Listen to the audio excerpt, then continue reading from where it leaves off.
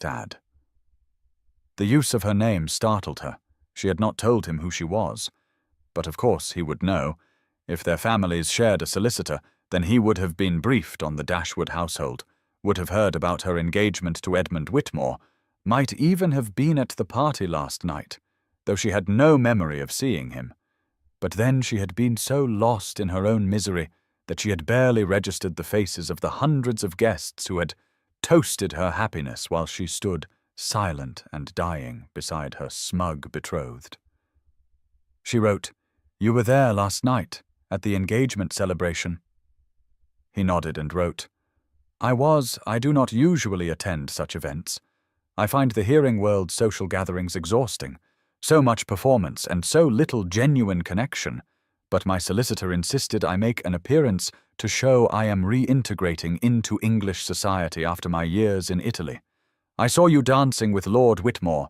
I saw the way he held you too tightly, the way you smiled while tears leaked from your eyes. I saw an elderly duchess mistake your pain for joy. And I saw you accept congratulations with perfect grace while clearly wishing you were anywhere else. It was the most skillful performance I have ever witnessed, and the most heartbreaking.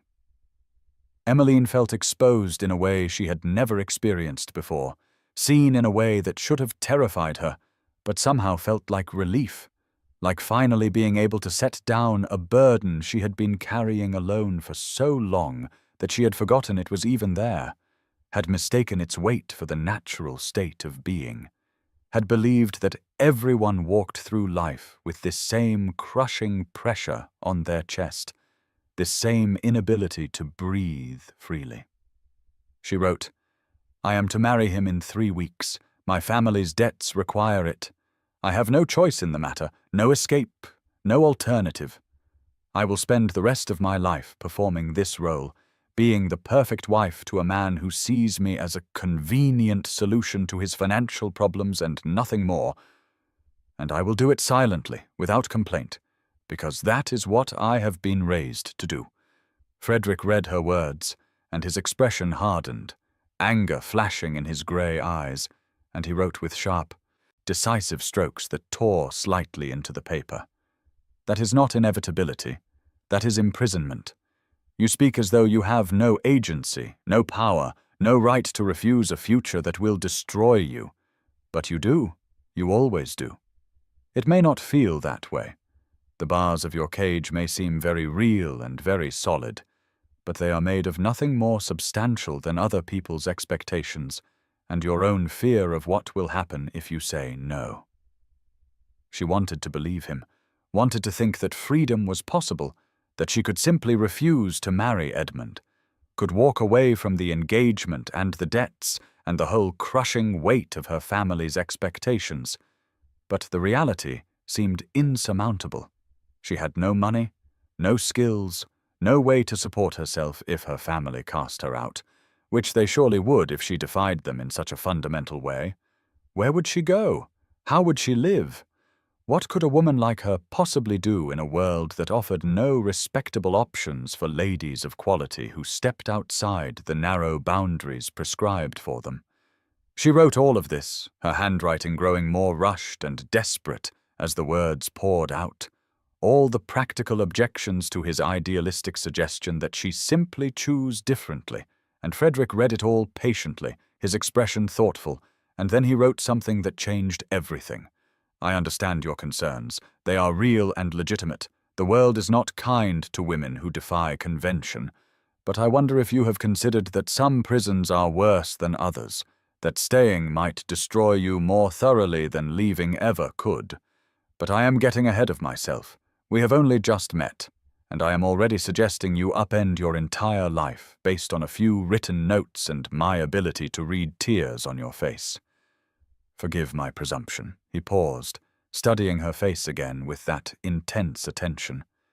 And then he wrote, I have a proposal, if you will permit it. I come to this library every morning at dawn.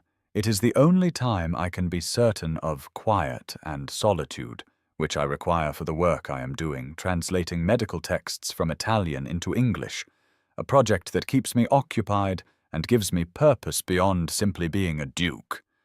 I would be honored if you would join me here. We could continue this conversation. Or not, we could simply read in companionable silence, which I find is one of the great underrated pleasures of life. And perhaps over time you might discover that you are not as powerless as you currently believe, that there are people in this world who see your worth and would help you claim it if you ever decided you wanted something different than the future currently mapped out for you. Emmeline looked at the offer written in his bold, clear handwriting, looked at this strange man who had appeared in her sanctuary like an answer to a prayer she had not known she was praying, who saw her pain without her having to explain it, who treated her silence as something worth noticing rather than something convenient to ignore, who spoke to her as though she were a person rather than a problem to be managed or a possession to be acquired. She picked up the pencil, her hand steadier now than it had been at the beginning of this remarkable conversation, and she wrote simply, "I would like that very much." Frederick smiled, a real smile this time that transformed his serious face and made him suddenly, unexpectedly handsome. And he pulled a clean handkerchief from his pocket, monogrammed with a ducal crest, and handed it to her without ceremony, gesturing to her tear-stained face with a matter-of-fact kindness that suggested he saw nothing shameful in her tears, nothing that required apology or explanation. She took the handkerchief, soft linen that smelled faintly of lavender, and something else, something clean and masculine and entirely unlike the cloying cologne Edmund wore, and she wiped her face carefully, the fabric absorbing the evidence of her grief. And when she looked up again, Frederick was watching her with an expression she could not quite name, something tender and fierce all at once, something that made her feel seen and valued in a way she had never experienced before. The morning light had grown stronger while they sat writing notes to each other, and dust motes danced in the golden beams that slanted through the tall windows, illuminating the anatomy book still open on her lap. And Frederick glanced down at it with evident interest, tilting his head to read the title, and then he looked at her with surprise and approval. "You study anatomy," he wrote. "That is unusual for a lady. Most would consider it indelicate." She felt heat rising to her cheeks, embarrassment at being discovered in her secret interest. But there was no judgment in his expression, only curiosity, and she found herself writing, "I am fascinated by how the body works, by the mechanical precision of it all. It seems wrong to live inside something and not understand its workings. But yes, my mother would be horrified if she knew. She already despairs of my unladylike interests, says I think too much and read too much and ask too many questions, that I should focus on watercolors and pianoforte and all the ornamental accomplishments that make a woman marriageable." Frederick's response was immediate and emphatic. "Your mother is wrong. A mind is not something to be decorative. It is something to be developed and challenged and used. In Italy I met many educated women, doctors and scholars and artists. The world is changing even if English society pretends otherwise. Your fascination with anatomy is not a flaw to be corrected, but a strength to be celebrated. Never apologize for being intelligent. It is the only quality that matters in the end." Emmeline felt something bloom in her chest, warm and unfamiliar, something that might have been hope or might have been recognition, the sense that she was not alone in her isolation, that there existed in the world at least one person who did not think her interests were strange or inappropriate, who valued her mind as much as her ability to pour tea and make pleasant conversation, and for the first time since witnessing Edmund's betrayal in the garden, she felt something other than despair, felt the first tentative stirring of possibility, the idea that perhaps there were other ways to live, other futures to inhabit, other versions of herself that did not require silence and submission, and the slow death of everything that made her who she was. The library became their world, a sanctuary that existed outside the normal rules and expectations of society, where for 2 precious hours each dawn Emmeline could shed the performance of being the perfect bride and simply exist as herself, whoever that might be beneath the layers of conditioning and control that had shaped her since childhood. Frederick arrived precisely at sunrise each morning, his footsteps silent on the thick carpet, though she had learned to watch for the way the door opened slowly, carefully, as though he were conscious of not startling her, even though he could not hear the creak of hinges that might have warned of his approach. They had settled into a pattern over those 10 days, meeting as though by accident, though both knew it was deliberate, had become something they needed the way lungs needed air, this space where communication happened not through the performance of polite conversation, but through something more honest, more direct, more real than anything Emmeline had experienced in her 26 years of careful social training. Frederick had begun teaching her to sign on the 3rd morning, explaining through written notes that there existed in London a thriving community of deaf people who had developed their own language, a visual tongue as complex and nuanced as any spoken one, capable of expressing everything from simple requests to complex philosophical arguments, poetry to rage to tenderness, all through the movement of hands and the expressions of face and body. He had shown her the sign for hello, hands moving from forehead outward in a gesture that looked like tipping a hat, had guided her fingers into the right shape for thank you. Hand moving from lips outward like blowing a kiss, had patiently corrected her when she formed the signs clumsily, his hands warm and gentle on hers, positioning her fingers with a care that made her acutely aware of every point of contact between his skin and hers. The process of learning required touch in a way that nothing in her previous life had prepared her for. Frederick would place his hands over hers to demonstrate the proper movement, or cup her chin to angle her face so she could see his lips forming words she was learning to read, or rest his palm against her throat to feel the vibrations when she attempted to make sounds. Small noises that escaped her despite years of training in silence, gasps of surprise when she finally understood a sign, sighs of frustration when her fingers would not cooperate, tiny laughs that felt foreign in her throat, as though they belonged to someone else, some other woman who had not forgotten how to express joy. She had been reluctant at first to make any sound at all, the prohibition against noise so deeply embedded that even here, in privacy, with someone who could not hear her, she found herself swallowing her responses, keeping everything locked inside. But Frederick had written one morning, "I want to feel your laughter. I know you have been taught to be silent, but I think perhaps you have forgotten that sound is not just noise.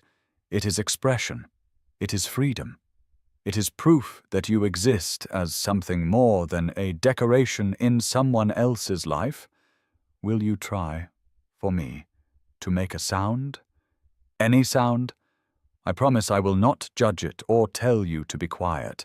I only want to know what your joy feels like." The request had terrified her. The idea of deliberately making noise when every instinct screamed at her to remain silent, to take up no space, to cause no disturbance. But something in Frederick's steady grey eyes, something in the way he waited patiently without pressure or expectation, made her want to try, want to give him this gift of sound that he could not hear but could feel. And so she had allowed herself a small laugh, barely more than an exhalation, when he showed her a particularly absurd sign combination that meant something entirely different from what she had expected, and his face had lit with such genuine delight when he felt the vibration under his palm that she had felt something crack open inside her chest, some tight, frozen thing beginning to thaw. Over the 10 days, she found herself making sounds more freely, still quiet, still controlled, but present in a way they had not been before.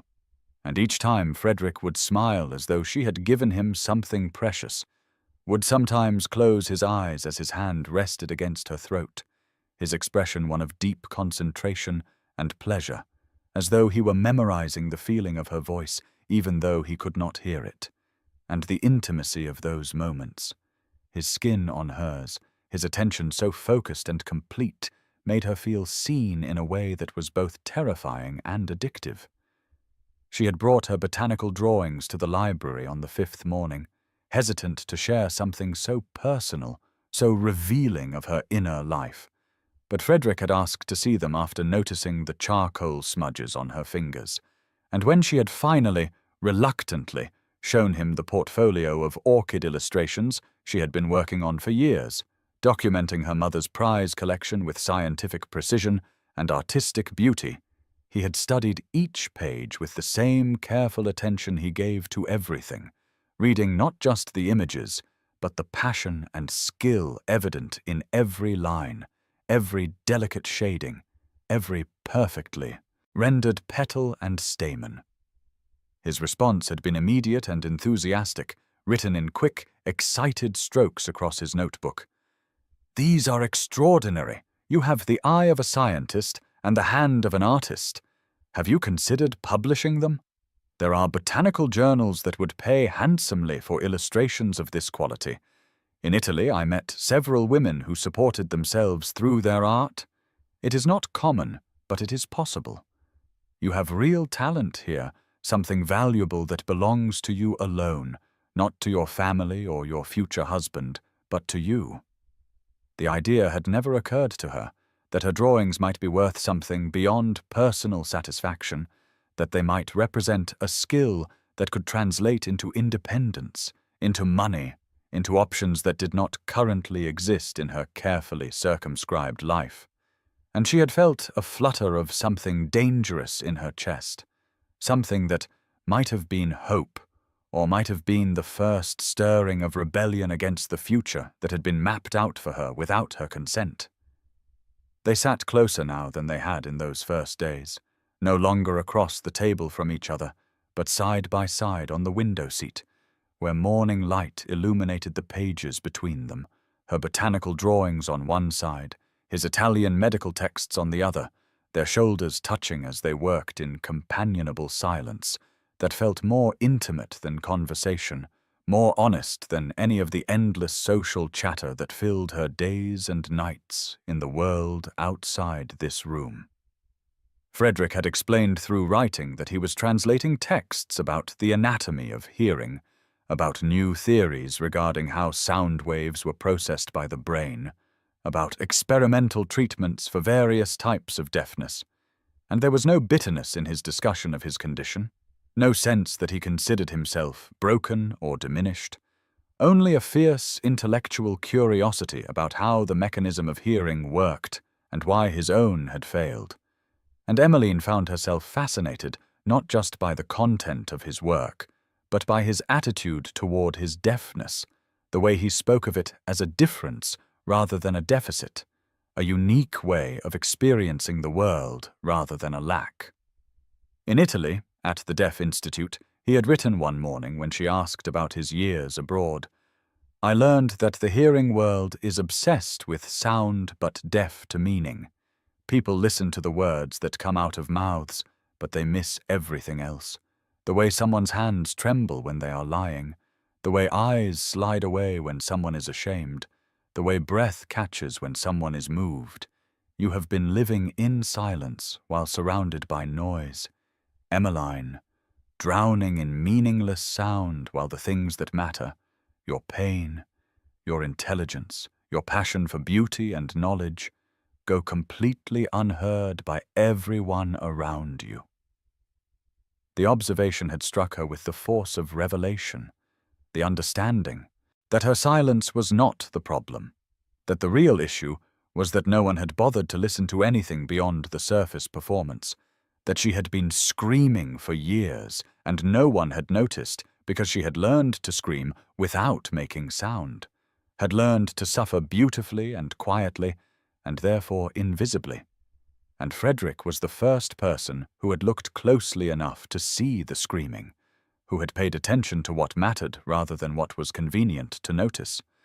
On the 8th morning, with her wedding now just 2 weeks away, Emmeline had arrived at the library with red eyes from another sleepless night spent contemplating her approaching marriage, another evening enduring Edmund's company at a dinner party where he had spent the meal, flirting with other women while she sat silent and smiling, performing the role of content bride while dying inside. And when Frederick had taken one look at her face and immediately pulled out his notebook to write, "What has happened?" She had felt the familiar tears gathering, but had tried to blink them back, to maintain her composure even here, even with him. He had written again, more insistently, "Please do not hide from me. I can see that you are in pain. Talk to me, or write to me, or sign to me if you prefer. But do not perform for me the way you perform for everyone else. I want the real Emmeline, not the one who has been trained to swallow her feelings." She had taken the pencil with shaking hands and written, "I am to be married in 2 weeks. I should not be here. I should not be spending my mornings with you, learning to sign, learning to make sounds, learning to imagine that there might be other ways to live. It only makes everything harder, makes the cage I am walking into more obvious, more unbearable. Perhaps it would be better if we stopped these meetings, if I simply accepted my fate without this taste of what freedom might feel like." Frederick had read her words, and something fierce had flashed in his grey eyes, and he had written back with sharp, decisive strokes. "Is that what you want? To stop meeting? To go back to suffering alone? To marry a man who sees you as property and spend the rest of your life performing contentment while screaming silently inside? Is that truly what you want? Or is it what you have been taught to want? What you believe you deserve? What seems safer than imagining you might choose differently?" She had stared at the question, at the challenge implicit in it, and then he had written again, just 3 words that cut through all her defenses, all her careful rationalizations, all her resigned acceptance of her fate. "Are you happy?" No one had ever asked her that. Not once in her entire life had anyone inquired whether she was happy, whether her feelings mattered, whether the future being arranged for her was one she actually wanted, and the question unlocked something inside her, something she had been holding back even in these morning meetings, even with Frederick, who had shown her nothing but kindness and respect and genuine interest in who she was beneath the performance, and she felt tears spilling down her cheeks, felt her throat tightening, felt words rising up that she had never spoken aloud, had barely admitted even to herself. "No," she had whispered, the word escaping as sound rather than remaining trapped in silence, the single syllable barely audible even to her own ears, but present, real, spoken into existence. And Frederick's hand had immediately come up to rest against her throat, feeling the vibration of her voice, and his expression had transformed, had filled with such joy and triumph and tenderness that she had felt something fundamental shift inside her, some wall crumbling, some door opening that she had not known existed. He had written, "That is the first step, admitting the truth, saying no, making sound even when you have been taught that your voice does not matter. You said no, and I felt it, and it was beautiful. You are beautiful when you are honest, when you let yourself feel and express instead of swallowing everything. And I want you to know that there are alternatives, that you do not have to marry a man who makes you miserable, that you have value beyond your ability to solve your family's financial problems, that you deserve to be happy, truly happy, not performing happiness but feeling it." She had wanted to believe him, wanted to think that alternatives existed, but the practical realities seemed insurmountable, and she had written as much, her handwriting shaky with emotion. "I have no money, no way to support myself, nowhere to go. My family will disown me if I refuse this marriage, and even if they did not, society would never accept a woman who broke an engagement so close to the wedding date. I would be ruined, unmarriageable. I would spend the rest of my life as a cautionary tale, the woman who threw away her one chance at respectability. Frederick had read her objections, and then had written something that made her heart race with a dangerous combination of hope and terror. What if you were not alone? What if someone offered you an alternative, a way to escape this marriage without facing ruin? Would you take it? Or have you been so thoroughly convinced of your powerlessness that you would choose the cage even if the door were opened? She had not known how to answer, had sat in silence, his hand still resting against her throat, feeling her rapid pulse, her shallow breathing, all the physical manifestations of the war being waged inside her between the training of a lifetime and the growing understanding that she did not have to accept the future being forced upon her, that she could choose differently, that Frederick was offering her something, though what exactly she was not yet certain, only that it involved freedom and risk in equal measure. On the 10th morning, just 12 days before her scheduled wedding, Frederick had arrived at the library with a large leather case that he set carefully on the table between them, and when Emmeline had looked at him questioningly, he had written, "I want to show you something. A world you do not know exists. A community of people who will help you understand that silence can be a choice rather than a punishment. Will you come with me this afternoon? I promise you will be perfectly safe, perfectly chaperoned, and perfectly amazed by what you see." She had hesitated, knowing that leaving the house without her mother's knowledge, without a proper chaperone, without a reasonable excuse, was dangerous, was the sort of behavior that could damage her reputation if discovered. But she had also known, with a certainty that surprised her, that she would say yes, that she would go with Frederick wherever he asked, because these morning meetings had awakened something in her, some part of herself that had been sleeping or suppressed for so long that she had forgotten it existed, and that newly awakened self wanted more than the library, wanted to see this world he described, wanted to understand what it meant to choose silence rather than have it enforced. "Yes," she had written, "I will come with you. Tell me when and where, and I will find a way." Frederick's smile had been brilliant, transformative, and he had reached out to take her hand, squeezing it gently before releasing it, a gesture of gratitude and excitement, and something else, something warmer that made her actly conscious of the space between their bodies, of the way his eyes seemed to see straight through to her core, of the fact that she had been married to Edmund in her mind for so long that she had forgotten what it felt like to be looked at with genuine appreciation, with desire that had nothing to do with her dowry or her family connections or her suitability as a decorative addition to someone's household. That afternoon, as promised, she had slipped out of the Dashwood townhouse, claiming a headache and a need for fresh air, had met Frederick at the corner where his carriage waited, plain and unmarked rather than bearing his ducal crest, and had allowed him to hand her inside, his touch lingering on her gloved fingers longer than strictly necessary, his grey eyes holding hers with an intensity that made her breath catch. As the carriage rolled through London streets toward whatever destination he had planned, Emmeline had found herself acutely aware of Frederick beside her, of the way their thighs touched on the narrow carriage seat, of the warmth of his body, of the way he watched her face rather than looking out the window, reading her excitement and nervousness, and growing anticipation as though she were one of the medical texts he studied, something fascinating and worth careful attention. She had signed to him, using the vocabulary he had taught her over the past days. "Where are we going?"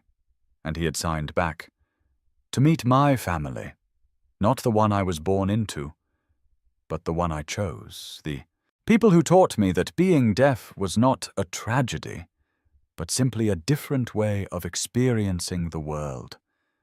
And I think they will help you understand that the cage you live in is not inevitable, that there are other ways to be a woman in this world, other futures available to you if you are brave enough to claim them. The carriage had stopped before a large stone building in a part of London Emmeline did not recognize, and Frederick had helped her descend, had tucked her hand into the crook of his arm with a naturalness that suggested they had been walking together for years rather than days, and had led her through a heavy wooden door into a world she had never imagined existed. And as they crossed that threshold, Emmeline felt something fundamental shift inside her, felt the first real stirrings of the woman she might become if she could find the courage to step fully out of the silence that had been imposed upon her and into the chosen silence, the peaceful silence, the silence that was power rather than punishment, and Frederick's hand warm on hers felt like an anchor, like a promise, like the beginning of something that might save her life if she let it. The London Asylum for the Deaf and Dumb occupied a large Georgian building in Bermondsey, far from the fashionable squares of Mayfair where Emmeline had spent her entire life. And as the hired carriage rattled through increasingly unfamiliar streets, she felt equal parts anticipation and terror at what she was about to do, lying to her mother about a charitable visit to distribute alms to the deserving poor, when in truth she was travelling alone to meet Frederick at a place she had never been, to see a world she had only begun to understand through their dawn meetings in the library over the past 2 weeks.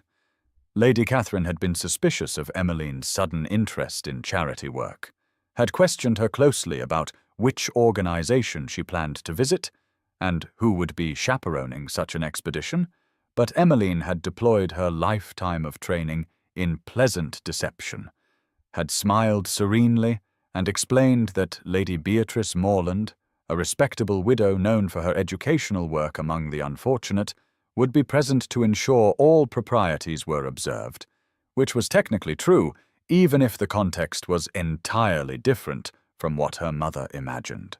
The building itself looked institutional from the outside, all grey stone and barred windows that might have belonged to a prison or workhouse, but the moment Emmeline stepped through the heavy front door, she entered a world so different from anything she had ever experienced that she stood frozen in the entrance hall, overwhelmed by the sheer vitality of the scene before her. The large common room was filled with people, dozens of them, children and adults, all of them deaf, and all of them communicating with an expressiveness and exuberance that took her breath away, hands flying through the air in graceful arcs and sharp gestures, faces animated with emotions that hearing people spent lifetimes learning to suppress, joy and anger and sorrow and laughter all displayed with their whole bodies. Nothing hidden, nothing diminished, nothing forced into the narrow, acceptable range that polite society demanded. Frederick stood near the center of the room, surrounded by a group of children who were clearly telling him some story that required elaborate hand movements and exaggerated facial expressions, and he was laughing, actually laughing out loud without self-consciousness, a sound that hearing people might have found strange, or too loud, but that no one in this room could hear or cared about. And Emmeline realized with a start that this was the first time she had heard him make any vocal sound at all, had assumed perhaps that deaf people did not use their voices, but here were children shrieking with laughter and adults exclaiming and making sounds that accompanied their signs, uninhibited by any concern about volume or propriety. She must have made some noise herself, some small gasp of wonder or surprise, because several people turned to look at her, their faces openly curious rather than politely indifferent, and one small girl of perhaps 6 years old broke away from a group playing some elaborate game and ran directly up to Emmeline, studying her face with the same intense attention Frederick always showed, reading something in her expression that made the child's own face crumple with concern. The girl signed something, her small hands moving in a pattern Emmeline had learned enough over the past 2 weeks to partially understand, asking why she was sad, and before Emmeline could formulate a response, before she could deploy the usual pleasant lies about being perfectly well, Tear-sounds began streaming down her face, not silent this time, but accompanied by a sob that escaped her throat before she could stop it, a sound that would have horrified her mother and required immediate suppression in any normal social setting.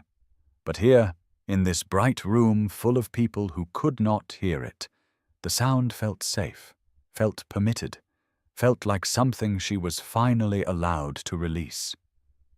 The little girl reached up and touched Emmeline's cheek, feeling the tears there, then turned and signed something to the room at large, and several adults approached, including a woman of perhaps 40, with kind eyes and graying hair pulled back in a simple style, who studied Emmeline's face for a long moment before beginning to sign, her hands moving slowly and clearly in a way that suggested she was adjusting her communication for someone still learning this language. Frederick had moved to Emmeline's side by then, and he translated in his notebook. Though Emmeline was beginning to understand more and more without such assistance, Mrs. Beatrice Morland says welcome to our community. She asks if you are the hearing woman who has been learning to sign, the one who cries without sound. Emmeline nodded, wiping at her tears with hands that trembled, and Beatrice signed again, her expression thoughtful and somewhat sad. And Frederick translated, "She says she can see that you have been locked in a cage. She asks me if I plan to free you or merely visit you through the bars." The directness of the question, asked in front of a room full of people who were now openly watching this interaction with interest and concern, should have mortified Emmeline, should have sent her fleeing back to the carriage and the familiar world where people pretended not to notice each other's pain. But instead she found herself signing back, her hands clumsy but earnest, forming the words she had practiced in the library. "I do not know how to be free." Beatrice's face softened, and she signed a long response that Frederick translated. "Freedom is not something anyone can give you. It is something you must choose for yourself. Your Duke brings you here for a reason. He wants you to see that there are other ways to live, other communities that value different things than the hearing world values. Here we do not punish expression, we celebrate it. We encourage our children to use their whole bodies to communicate, to show their feelings without shame, because for us, the body is language, movement is speech, and silence is only oppressive when it is forced upon you, rather than chosen by you." The children had returned to their games, though Emmeline noticed they kept glancing over at her with open curiosity. No pretense of polite disinterest, no social rule requiring them to ignore the crying woman in their midst. And one boy of perhaps 8 approached and signed something that made Frederick smile. "He asks if you would like to play with them." Frederick translated, "They are playing a game where they tell stories with their whole bodies, taking turns adding to the narrative. He says hearing people are often very bad at this game because they are so stiff and controlled, but he thinks you might be good at it if you are willing to try." Emmeline felt a laugh bubble up through her tears. The absurdity of it. A lady of quality being invited to play children's games on the floor of an asylum for the deaf. Her mother would have a fit of apoplexy if she could see this scene, would lecture for hours about dignity and propriety and the absolute unsuitability of such behavior. And perhaps it was that thought that decided her, the image of her mother's horrified face, the delicious rebellion of doing something so thoroughly inappropriate. So she nodded and allowed the boy to pull her toward the group of children who were already launching into an elaborate pantomime that seemed to involve a dragon and a princess and a great deal of running around. For the next hour, Emmeline forgot entirely about being a lady, forgot about propriety and posture and all the rules that had governed her behavior since she was old enough to walk. She ran and laughed and threw herself on the floor when her character died dramatically in the story. She made exaggerated faces to show fear and joy and surprise. She used her hands to sign the words she knew and pantomimed the ones she did not. And the children laughed with her, not at her, correcting her signs with patient good humor and applauding when she got something right. And for the first time in her life, Emmeline felt what it might be like to express herself fully, to use her whole body as a language, to be seen and accepted exactly as she was, without any requirement to diminish or disguise herself. When the game finally ended and the children were called away for their lessons, Emmeline found herself breathless and dishevelled, her carefully arranged hair coming loose from its pins, her dress dusty from the floor, her face flushed and tear-stained, and she felt more alive than she had in 26 years of careful propriety. Beatrice approached again, signing with a smile that reached her eyes, and Frederick translated. "She says you did very well for someone so recently released from her kit. But she also says that 1 hour of freedom does not undo a lifetime of imprisonment, that you must decide whether you want to truly escape, or whether you will return to your cage and pretend this world does not exist." Emmeline signed back slowly. "I am to be married in less than 2 weeks. I do not see how escape is possible."